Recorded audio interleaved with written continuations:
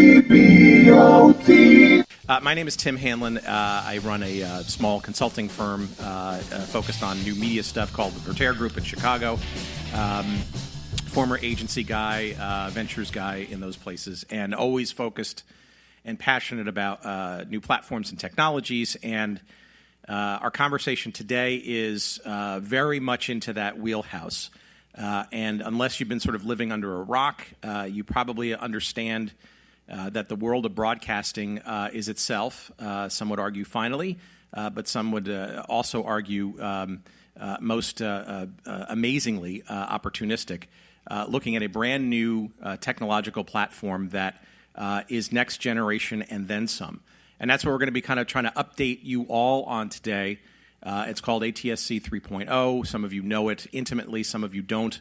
We recognize that some of this is brand new and some of this is not brand new. But we do, regardless of where you're coming from, we want to kind of give you a sort of a temperature check as well as some dimensions of what's going on, because there are lots of different things. It's not just a technology standard. There's lots of other things rolled up into this when it comes to things like regulatory issues and what the products might look like and consumers' interest or not, or the future of television, right? All of those things and more are actually implied in this standard. So that's what we're going to kind of get into.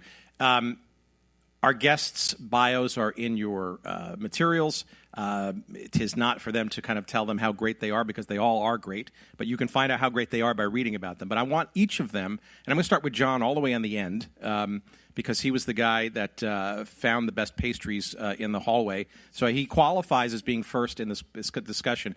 I'm going to ask each of our panelists to say hello and describe sort of where they are, where they're coming from, what their role is in this evolving standard called ATSC 3.0. So John, on the hot seat, welcome. Thanks, Tim.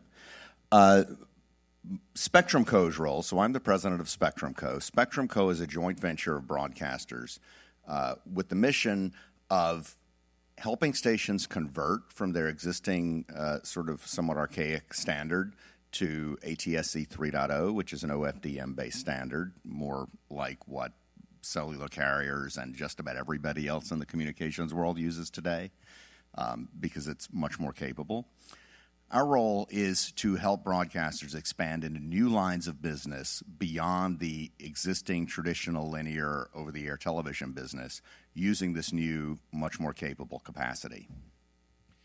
So, and I'm going to ask a follow-up for each of you. So, in other words, your role and Spectrum Co. is a little bit more focused on, shall we say, the truer next-gen types of possibilities with this stuff versus, say, evolving television into newer forms and the business model of television per se. Is that true? Yeah, well, I think yes and no, because I think there's an enormous amount of innovation that is going to happen within the core platform. And I'm sure Ann, at least, and John will talk about that, and probably others here. There's an enormous amount of work to do within the core television platform. I mean, there's a reason the experience with OTT today is different than the experience of simply watching live linear television.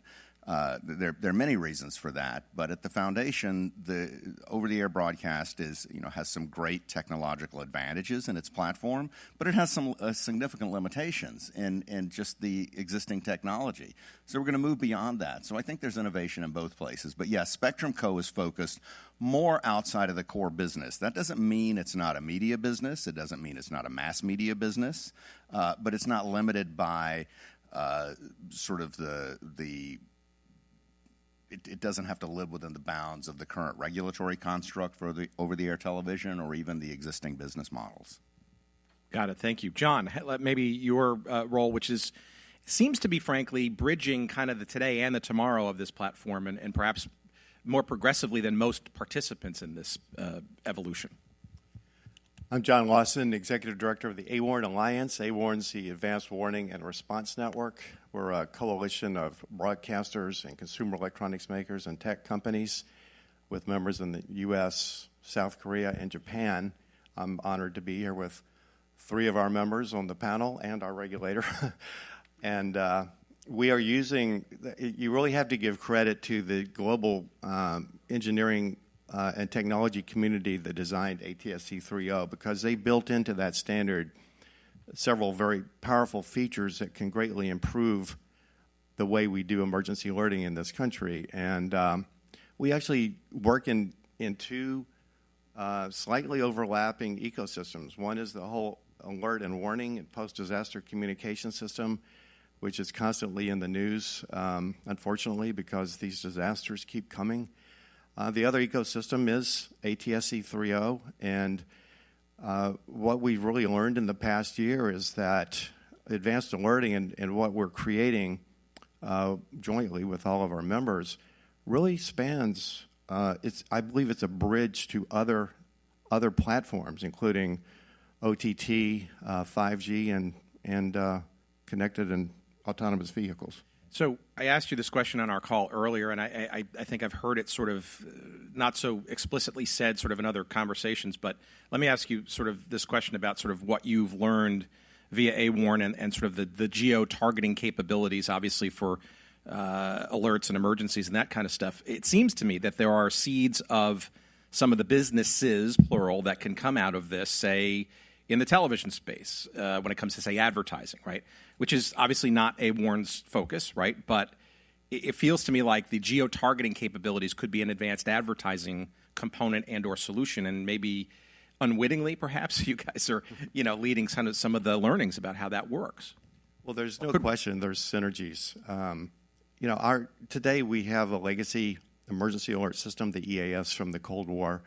It kind of stands alone. It's on the side. Our goal with advanced alerting is to make sure that it's fully integrated and it's organic to the broader business and technology of ATSC 3.0. So, as I like to say, if we can figure out a way to geographically target an emergency alert under the worst possible circumstances, when the grid is down and cellular is out, then we can send a geo-targeted message for anything. It could be messaging, it could be advertisement. So I think there's what we're finding, and we've believed this was going to be the case from the beginning, which was about 3 years ago, and it's proving true that there's tremendous linkages between how we will pioneer advanced alerting and how the industry will roll out some of these new services. So you're saying delivering the wrong ad to the wrong person at the wrong time is not the worst case scenario versus, okay, that's good to know. So you're working at the worst case and you're working your way back up. That's great. To put it People in bluntly, advertising may not agree with that, but let's be honest. To put it bluntly, nobody's going to die if they get the ad for the Volvo instead of the Ford. You haven't worked in an ad agency or worked with a marketing group before. But Martha, I digress. Obviously, you come at it from the world of regulatory interestingness. What is your role in this process, albeit still early, and give us some sense of sort of what you look for and are doing in this space thus far? Sure. Thanks. So my name is Martha Heller. I'm the chief of the policy division in the FCC's Media Bureau. And so I'll give a little bit of an overview of how the FCC fits into all of this. Very big picture. The FCC's job is to authorize the technical standard that TV broadcasters are allowed to use to transmit their signals. And as part of that, when a new standard is approved, we also lay the groundwork for how broadcasters can transition from one standard to the next. So that's what we do at the big picture level. And then at the more granular level, we also approve individual license applications. So each broadcaster that wants to begin using next-gen TV will have to submit an application to us, and we will look at that application on a case-by-case basis. With respect to 3.0, I'll say that it's been a big priority at the Commission. It's been a big priority for our current chairman.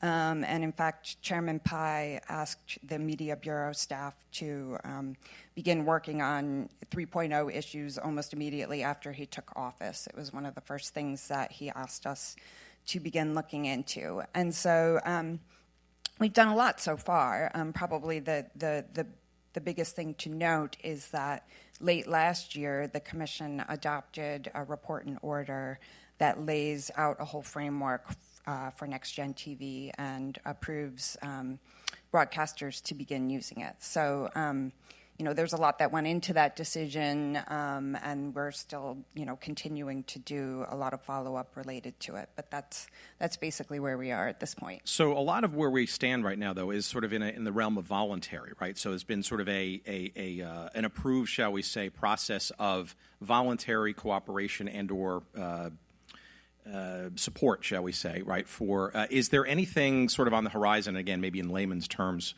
for this audience that maybe elevates or more codifies or other anything else regulatorily that sort of makes this more of a mandate or something more formal than what it currently is today?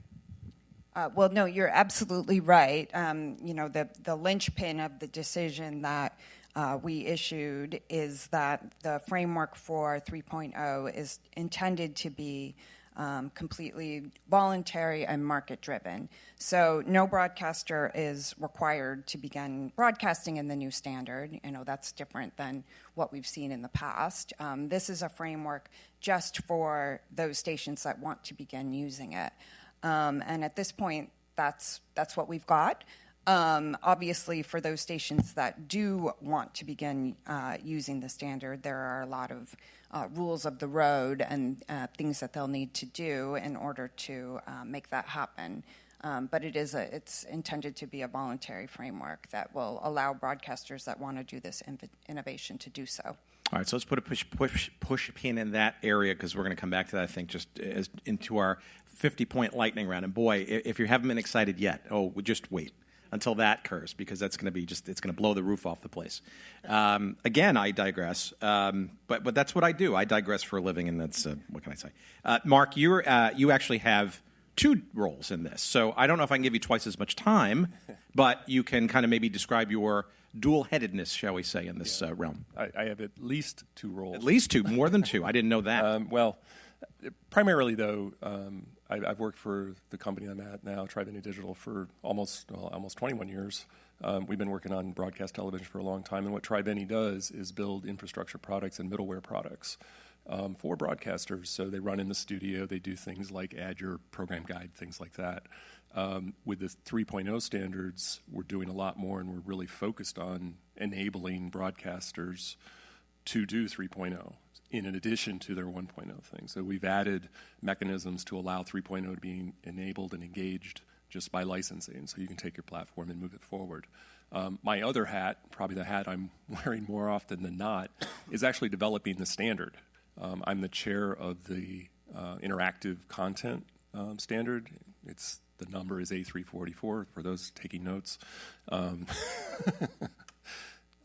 there's 19 standards, I think. I'm part of maybe a third of them, I want to say. But I'm an engineer by trade, I guess, software engineer. And there's a lot more. In the past, the 1.0 standards and things really focused more on, bits and bytes and RF and things like that. This standard is more, you get out of that transport level stack really fast. Transport is IP now, just like OTT, just like everything else in the world.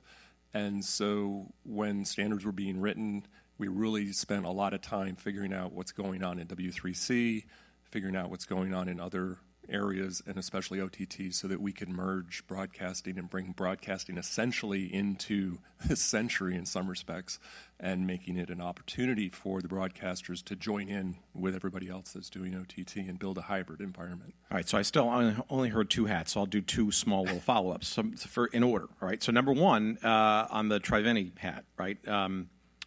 You're one of a small, but a handful of companies that are actually kind of leaning forward and digging into the standard and the space, right? It seems to me that that's crucial, and I'll let Ann sort of punctuate this at the end.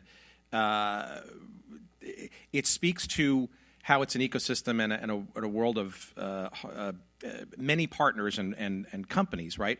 The technology is one thing, but the OEMs and the devices and the equipment, shall we say, right, are integral to making this work, and we're kind of maybe at the precipice of this, right? But you're earlier into that. Yeah, absolutely. TVOT's just gone all in on 3.0. That's our primary focus now. That's what we've been doing for the last 2 years. Our CSO, Rich Chernock, was the head of the technical committee. He was managing a number of different groups and standards. I've been heavily involved, and we're not a big company. We're a very small company, and we've got a significant investment both in the standard and in the equipment related to that standard. But having, on your point, right now there's infrastructure being built out. Folks doing, at Phoenix, Michigan State, a variety of places around the country, probably about 9 or 10 places that are actually doing this and doing experiments and deploying this stuff. But what we've done, Tri-Mini, has always been sort of in this role of sitting in the middle and trying to get everybody to talk together. That's kind of been our role, is because we do metadata and data. We had to get the encoder folks talking to the signaling folks, talking to these folks, and everybody has to come together to make this whole thing work, and we seem to be right in the middle of it all the time. It's coming together. And, a lot of people are thinking, these are very early days, but I think there are a number of vendors in every stage. There's at least 3 encoder vendors I know of, maybe more, that are all in on this stuff. They're at every stage you go down and pick a technology that's needed. There's at least 2 or 3 vendors building stuff that can be deployed today. And it's just a matter of folks, broadcasters saying, I want to do this, and we and our partners and our friends can come in and do it in a matter of a few weeks and get an ATSC 3 signal on air. We did that at MSU. We've done it in other places. And for the audience, MSU is the public television sort of consortium approach, right, for testing out? They're building a next-gen TV media lab based on the Communications Arts and Sciences College. At Michigan State. At Michigan State. And so they want experimentation in all areas of public broadcasting, education, agriculture, you name it. They're automotive. They're interested in doing that. Okay, so I'll save my follow-up question for the lightning round, because you did say the word automotive, and it's a perfect segue. How can I not take it? To our friend Arthur, who is a recovering television guy, right? So it's interesting that you're kind of now being dragged into some of this stuff in your current role at Avis Budget, right? Yeah, so Michael Corleone, right? Arthur Dunya. I guess the best way to say why the heck is Avis Budget Zipcar up here is to think of us as the addressable audience, but a different kind of addressable audience. So let me explain. So with Avis Budget Group, I think you're familiar with the fact that we have a fleet of about 700 to 800,000 cars globally, 180 countries. We also own Zipcar, so that's the world's largest car share. But what we're really focused on right now is where's mobility going? And we have really 2 ecosystems. We have that next generation fleet because we've connected about 100,000 of our cars now fully telematically. The entire Zipcar fleet already is, but now we're talking about the fleet itself. And the other is the ecosystem around our global travelers and our global commuters when you think about car rental and car share. So what we've been focusing on is where are these next trends going? What's going to happen to the fleet, and how do we expand and enhance the customer journey and the user experience for those 2 target segments? So what's led us to this stage is early on we partnered, and we are still good partners with Waymo, who's the Alphabet not quite spinoff yet, that's focused and is the leader in self-driving cars, in autonomous vehicles. We are actually managing their fleet and supporting their engineers and drivers in Phoenix, where they publicly just announced this week Waymo One. We've also announced the fact that we'll be the first to actually incorporate AV rides as part of an Avis rental experience. We'll be launching that pilot in Phoenix, hopefully pretty soon. And on top of that, the second thing that's led us to this stage is in looking at that enhanced experience, not just when we have a plethora of AV cars, but today we already have this addressable audience of global travelers that we can address either, the average Avis rental is 4 days and 450 miles. but they're also in this new location, right? And so we are very interested in how do we enhance that experience. That's what led us to taking a look at ATSC 3.0. That's what led us to actually joining the NAB pilot program, working with Ann and her team, and contributing both our fleet and our addressable audience to these early stage tests and pilots. And I'll conclude, Tim, by saying when I say addressable, I mean it. In other words, this is a target audience globally that we know, and again, we'll take it from an opt-in perspective, but we know when they're going to be somewhere, we know how long they're going to be there, we know if they actually arrive, we typically know if it's a corporate or if it's a leisure kind of traveler, and it gives us opportunities, therefore, to enhance that particular journey and for our ecosystem partners to be able to also provide services to them. And I suspect there's a continuum of those services, both kind of easily understandable and tangible today to what's possible sort of in the near and far-term future, right? So guidance, navigation, mapping, the ability to inject promotional some things within those mapping environments, et cetera, right? That's probably obvious today, right, using that addressability. But tomorrow, it's the actual car being intelligently connected to a smarter roadway or something. Yeah, it's. I'm glad that you said that. It's both the data that we can collect from the cars that will both enhance the user experience, but also, to be blunt about it, enhance the fleet and improve the economics for our business. But then there are the other partners in that ecosystem. I think there are people in the audience and on the stage who are already there or could be there. And then the final one, which is really, really exciting, is actually partnering with the cities and the municipalities themselves, which we're doing in Kansas City, and we've got a couple of other announcements coming up there. That's intriguing. That's a really good example of truly what this can become beyond just the betterment of, say, television and that media business. All right, so I have saved arguably the best for last, because if you don't know Ann from the Pearl organization, you should. Now you got to get some business cards ready because the entire audience is going to be just on top of you.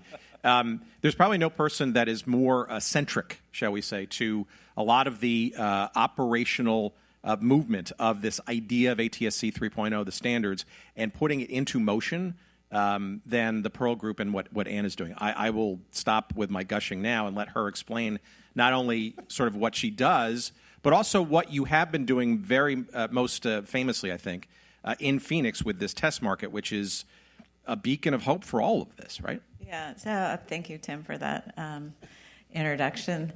Thank you. Your PayPal I hope I cleared deliver. earlier, so it's no problem. I hope I deliver.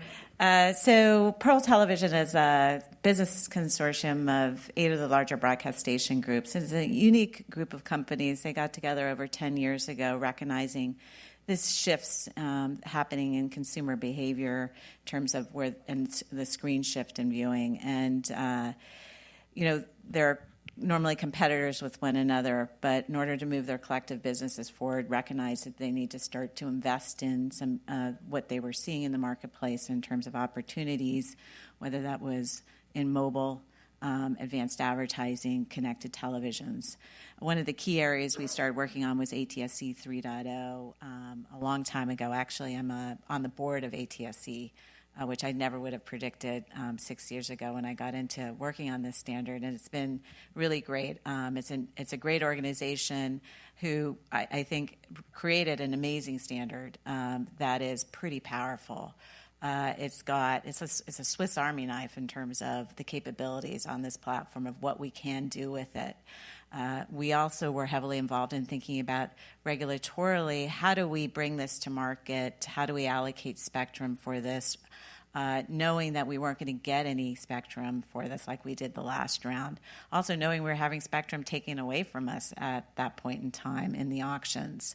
And so how we were going to manage this. So working closely actually with John Haynes, Spectrum Co., we came up with the framework that Martha just described, working with the FCC on, how do you think about this? This is voluntary. It's voluntary for the consumer. It's voluntary for CE manufacturers. It's voluntary for broadcasters. But, this is what the carriers do all day long. They're not mandated to move to a new G. They know that they need to. There's business opportunities. There's a path forward. There's new things that they can do with these new technologies. And so similarly, the market is pushing us in that direction. We had to change. So Pearl's role right now is commercialization. How do we commercialize this platform so that we can create an open framework that allows for future innovation for a lot of things John's talking about, but also we meet our regulatory mandate of delivery on a basic television service. We have to simulcast for 5 years. Now, we can simulcast in improved, enhanced quality and new features and functions, but we have to offer a basic TV service for the first 5 years.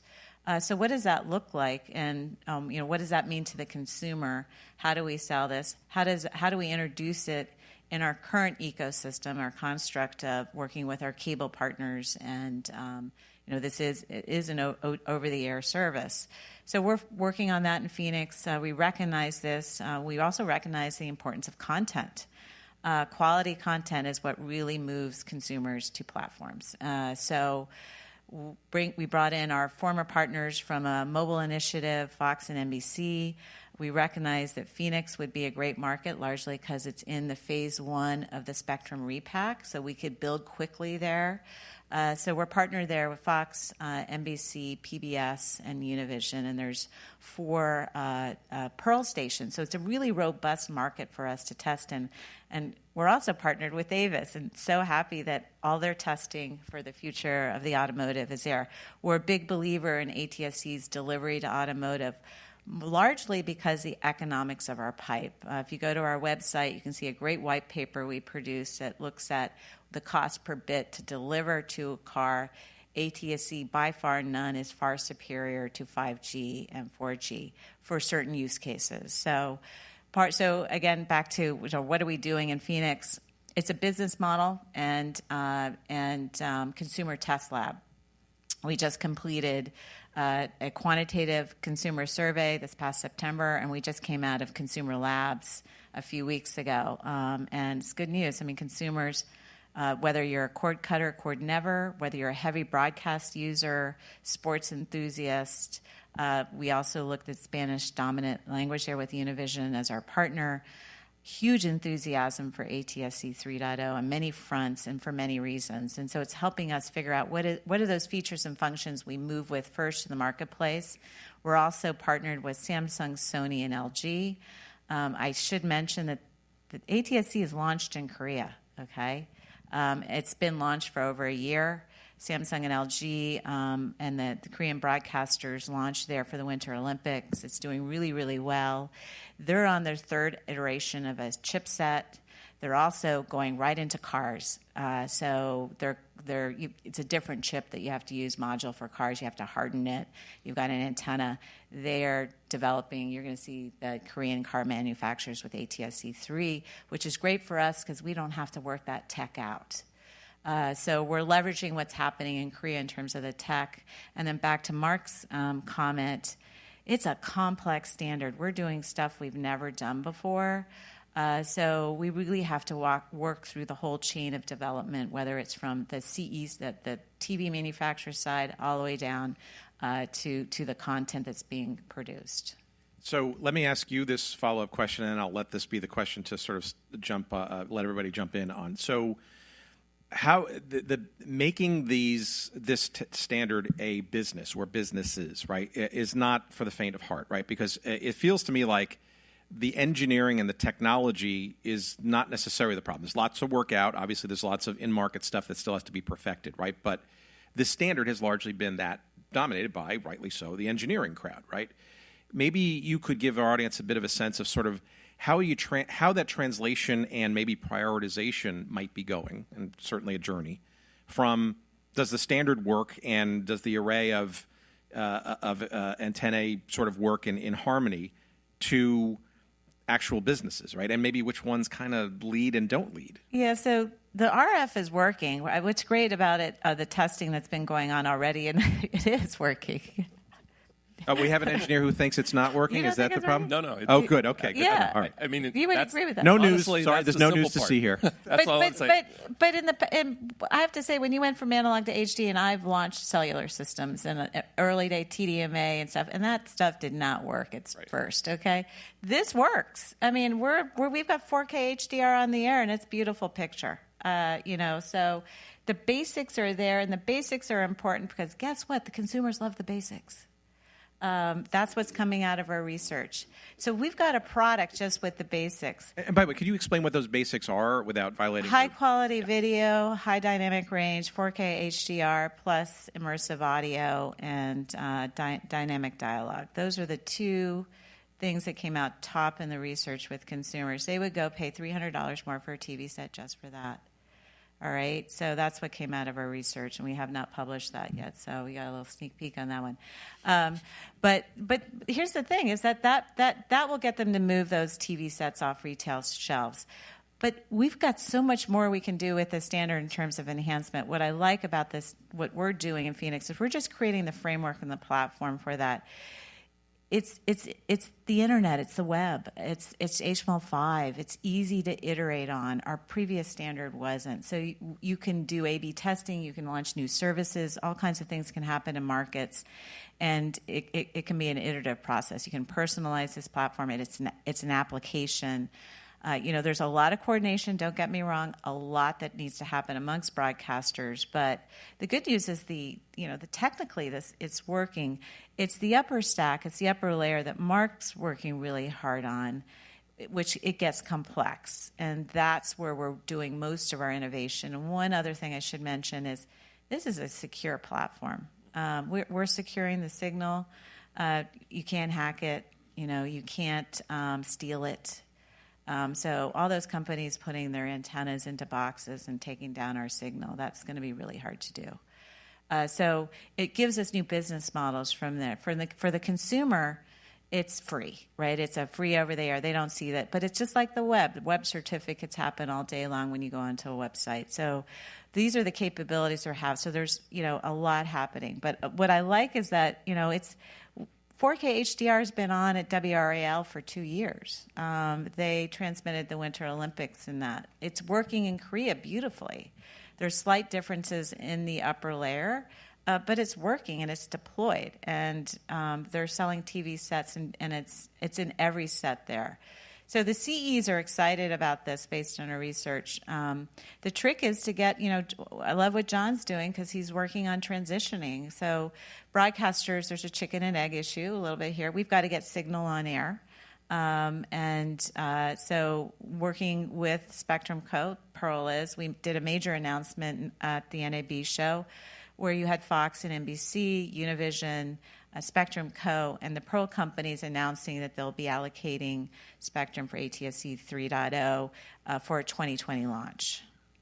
So, all right, so let me then segue to everyone. So to me, the conundrum, right, is there doesn't seem to be any limit, at least not yet, to what's possible, right? And obviously the basics are the easiest and quickest, and obviously consumers seem to be, at least in surveys, interested in the basics that they can understand and tangible. But there's a whole bunch of stuff that they don't know is possible. They don't know they will love or like yet. I guess what I'm really interested in figuring out is, and maybe this is a process, is how do you start to prioritize those things? Because without prioritization and or nominal agreement, right, you can't get the people to do the CE investments and the time and wherewithal. I mean, you can't do 20 business models simultaneously, right? So what you're going to see broadcasters move out with is basic service profiles. We have to give those to the CE manufacturers because they have an 18-month sort of manufacturing sort of lead time. We're doing that. So if you look at the survey, we did release that. That was a max diff on all the features and functions, from interactive to the various audio functions to guides to start over to DVR, all those. When we went into the lab, we did the same thing. So we racked and stacked those. Let me just take the AC4 Dolby's implementation of audio. We do have to commercialize that. So there's a team right now working at Dolby. Mark, you were there, right? Yeah. Looking at commercialization of the audio feature, which came up really, really high with consumers. And these are features that are not currently available across any platform. And so we're honing in on those. And then I think over time you'll start to see innovation on some of these other capabilities.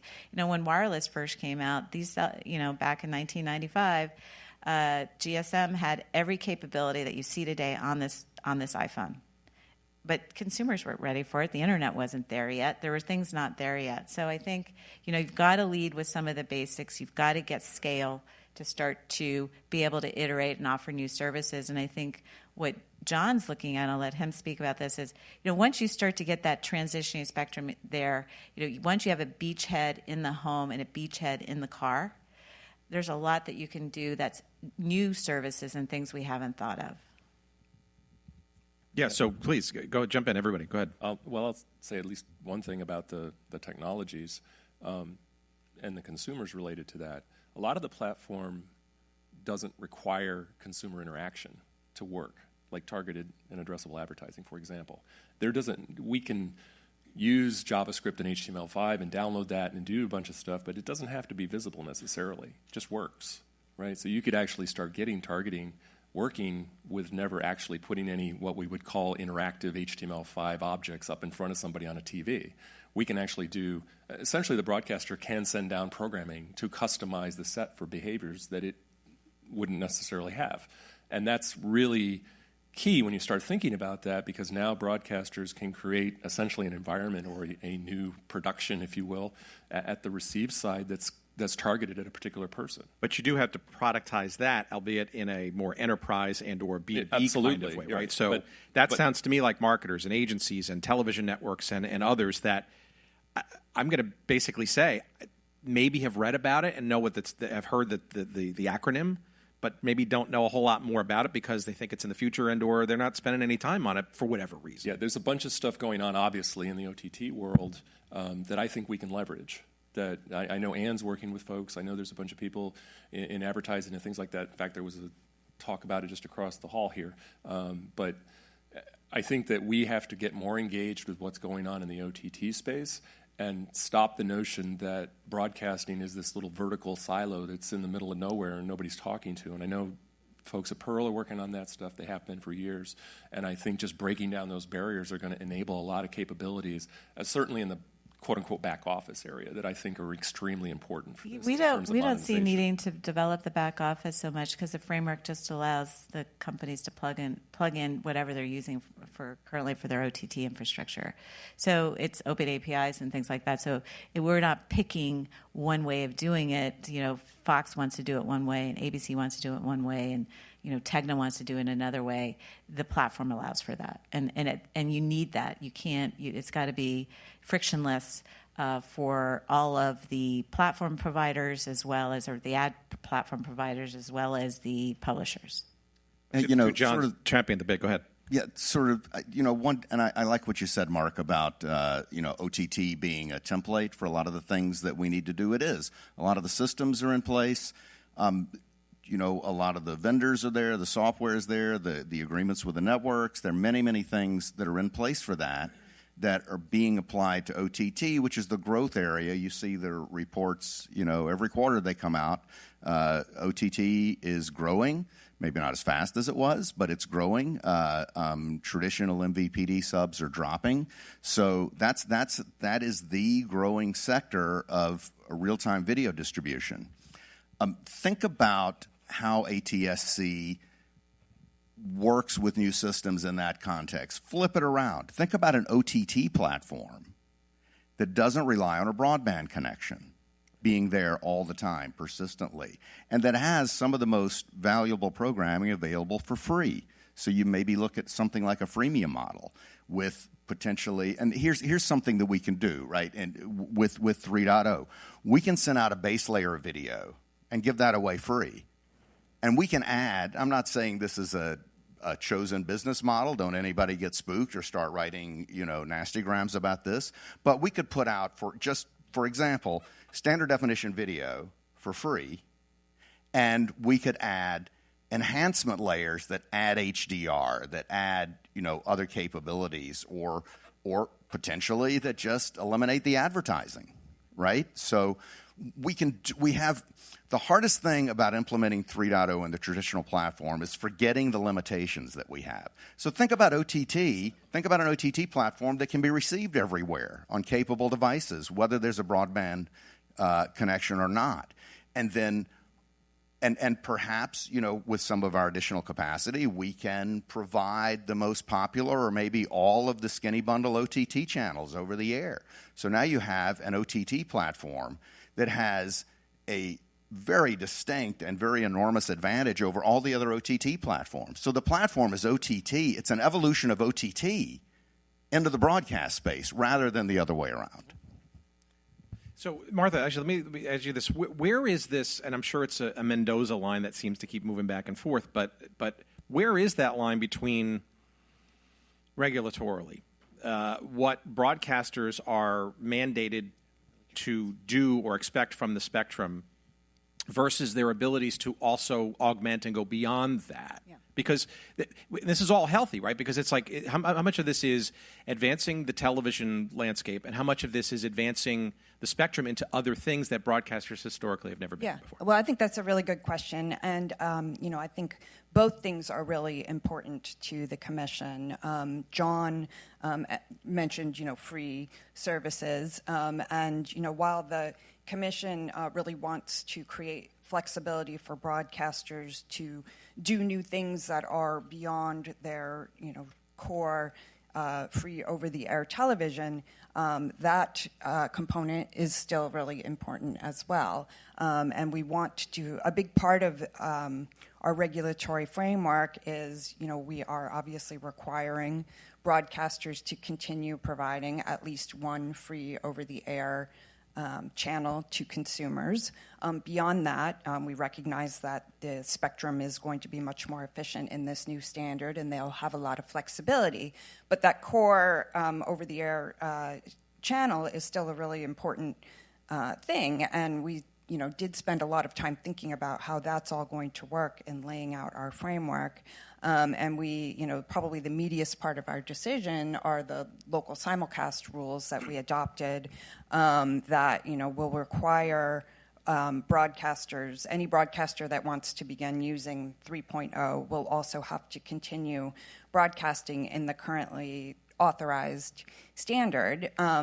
And that was a really important part of our framework. And it's what's going to ensure continuity for consumers, because I think this was probably clear from the rest of the panel, but just to put a fine point on it, this standard, the new 3.0 standard is not backward compatible with the existing standard. So that means that TV sets that are out there today aren't going to be able to pick up a next-gen signal. So the local simulcast rules are really an important part of this to make sure that consumers don't lose access to the stations they can get today as it's being rolled out. So that's all really an important part of our framework. But beyond that, there is a fair amount of flexibility to allow broadcasters to innovate and offer some of these great things that you're hearing about from the other panelists. So I was, that's really heartening to hear. And what I wanted to also just provide was something we haven't talked about very much from the AVIS side, although we've made, actually one we've announced and one we haven't. So I'll talk about the one you haven't. We'd like to break news here. One we haven't. Because what I was talking about before seems a little further out, because it really is, right? The AV cars. And everyone in there basically turned into some kind of a robotic living room with wheels, which is interesting. But actually, what we have talked about, and then what we haven't talked about. What we have talked about is we announced a relationship with Lyft, where we will be providing and renting out a fleet to them across multiple markets for Lyft drivers who either don't want to use their cars or don't have a car, or their cars aren't up to snuff with regards to it. What we haven't announced is that we've been running a pilot with Uber in Boston, where we've been providing discounted Zipcar memberships to Uber drivers who are in the same kind of quandary, right? Our interest in this, because this is a new commercial venture for us, is not just to provide the entertainment into the back seat, which we think is interesting. I mean, you know, the New York taxi offering is really tiresome, right? You don't like the videos in the back of the cab?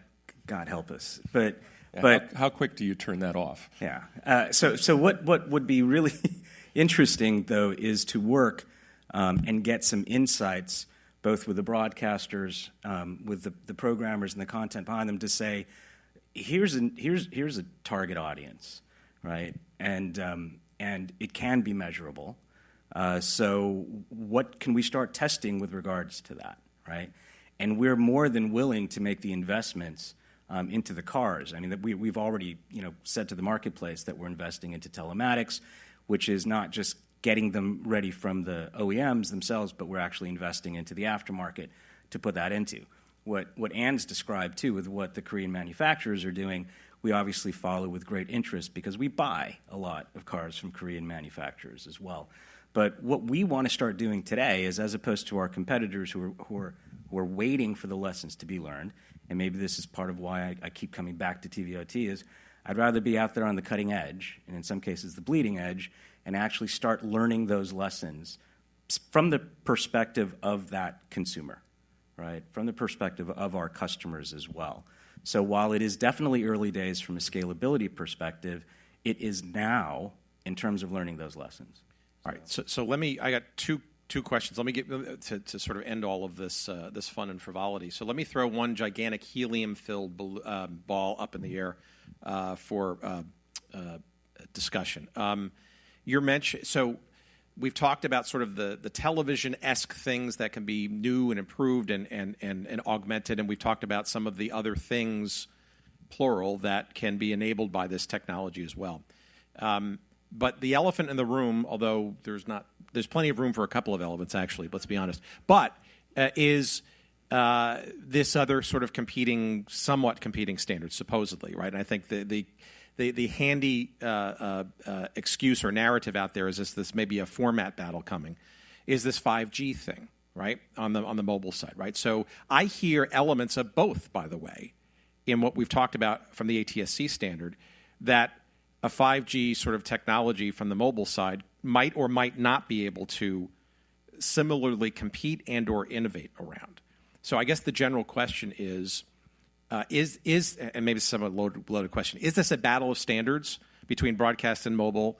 I think the answer is no. But second, does the arrival of 5G, or the supposed arrival of 5G, itself an emerging standard, moving fast, opportunistically abundant, help or hinder what we're talking about here from the broadcast side with ATSC? It's awesome. Okay. People fundamentally misunderstand this. So 5G is, it's used for a lot of things, right? What it really boils down to at the end of the day is some incremental improvements in the big macro cell and mid-band, mid-size cell architecture that the cellular carriers have today, right? They get, I don't know, Ann knows 10, 15, 20% lift when they upgrade. It's not transformational, right? Wow. What it really does is there's a lot of smart back-end stuff that's very, very important. But what it means at the end of the day, at the RF level, at the network level, at the capacity you see around you, is a lot of tiny, tiny hotspots for very, very, very dense areas and providing a huge amount of capacity into those areas. 5G hotspots, and I call them hotspots because they're very small. They're an intersection in Manhattan. Right, there's one radio on a light pole in Manhattan. It covers the intersection. It doesn't bend around the corners. If you can't see it, you can't get it. They got to be all down the streets, tens of thousands just for New York, and probably more than that. And what happens is you move from one to the other. If they don't have seamless coverage, that traffic falls back to the mid-band or the high band or the macro cells, right?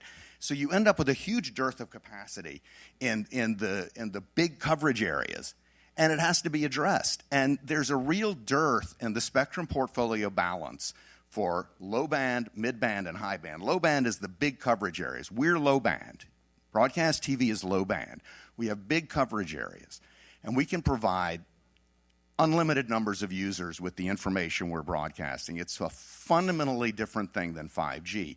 It's not better or worse. It's just different. Is a car better than a truck? Well, it depends on what you want to do, right? Is a boat better than an airplane? What do you want to do? So we're bringing a very different architecture and feature set into a wireless ecosystem that we're just, even though everybody has a cell phone, we're just at the beginning. So I think it's terrific because there's going to be a relative dearth of low-band, broad coverage area capacity, and we have a unique way to make that capacity, which is more rare 10 years from now, vastly more efficient. And the carriers, could they do this?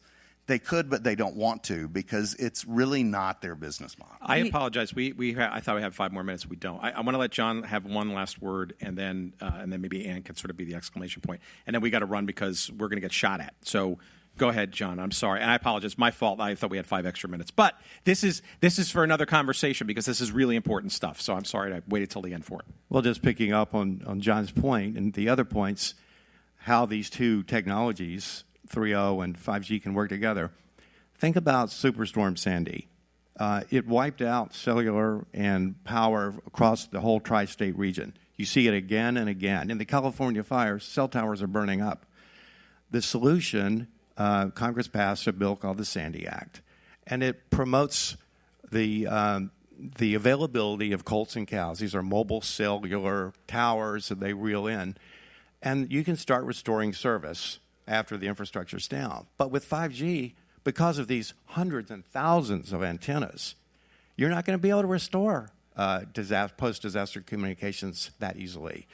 That's why we need this tall tower, low-band spectrum that John's talking about. Think about intelligent transportation is going to run on very short-range communications. What about a cyber attack or emergency electrical failure?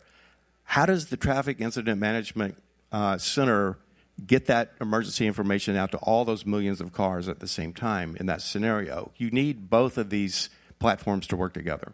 And last word, and again, I apologize for not letting it be more. Oh, so I completely agree with what John had to say. 5G is really a node on the 4G network, and if you have to think about it that way, and just really go look at the economics, because and it's for certain use cases, not all use cases. Back to John's points, there's great things that the 5G, 4G network will do for automotive, for video delivery, but there's clear use cases where we win. So I can tell you, automotive manufacturers are thinking about a Google Fi-like environment inside their car where they choose the best economic delivery pipe for that car. And I think that's the future. And those are the type of modules you'll start to see being put into devices like automotive. All right, so I apologize. Thank you all. This has been great. We're just going to continue this conversation on the street. So if you want to just, no, we're not going to. But thank you so much for being here early and for sitting through this. And I appreciate all of you for being here too. Thank you. And we got some applause from the audience. That's awesome. Yay. Thank you.